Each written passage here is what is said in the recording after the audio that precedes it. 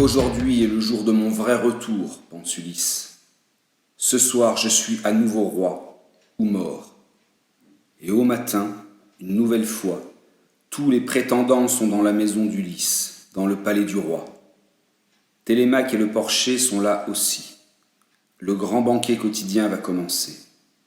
Ulysse, toujours déguisé en mendiant, entre dans la pièce. Certains prétendants l'insultent et se moquent de lui, mais ni Télémaque ni lui ne répondent. Ils savent que cette journée est la dernière des prétendants. Alors que les serviteurs apportent sur les tables le vin, la viande rôtie et les paniers de pain, Pénélope entre dans la pièce. Elle est radieuse. Un léger voile est posé devant son visage.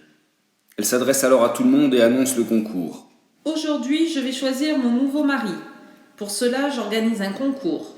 Je choisirai celui qui est capable de bander l'arc d'Ulysse et de tirer une flèche au travers de 12 haches que Télémaque aura correctement disposées.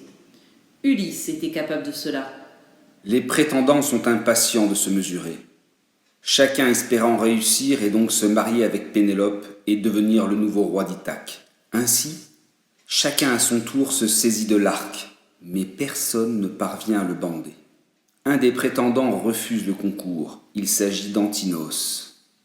Un autre prétendant croit pouvoir réussir à la condition d'assouplir l'arc en le réchauffant auprès du feu avec du suif. Mais malgré ses efforts, il ne parvient pas non plus à utiliser l'arc. C'est alors qu'Ulysse demande s'il peut à son tour essayer de relever le défi. Télémaque, complice de son père, accepte.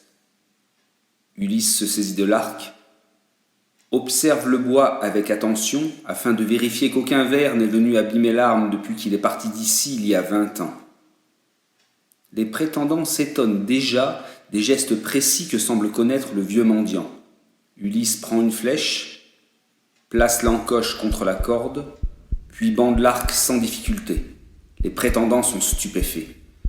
Ils visent l'alignement des trous, la flèche part, traverse toutes les haches sans en toucher une. Ulysse vient de réussir le concours.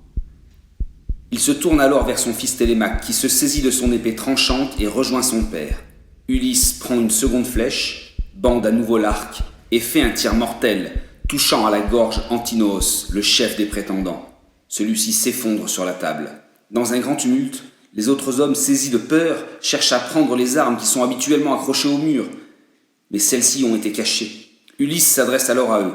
« Chiens, vous croyez que je ne reviendrai jamais de Troie ? Vous avez cru pouvoir être maître chez moi et faire la cour à ma femme, mais maintenant l'heure de la mort a sonné pour vous. » Un des prétendants prend la parole pour essayer d'apaiser la colère d'Ulysse. Il explique que tout était de la faute d'Antinos. Ulysse ne veut rien entendre et s'apprête à tirer une nouvelle flèche sur un autre prétendant. Certains essaient de se cacher derrière une table renversée, d'autres dégainent leurs armes et bondissent sur Ulysse et Télémaque. Mais le roi d'Ithaque et son fils, soutenus par les dieux, massacrent tous les prétendants. Seule l'Aède est épargnée. En effet, le poète n'est pas jugé responsable des comportements inadmissibles des autres.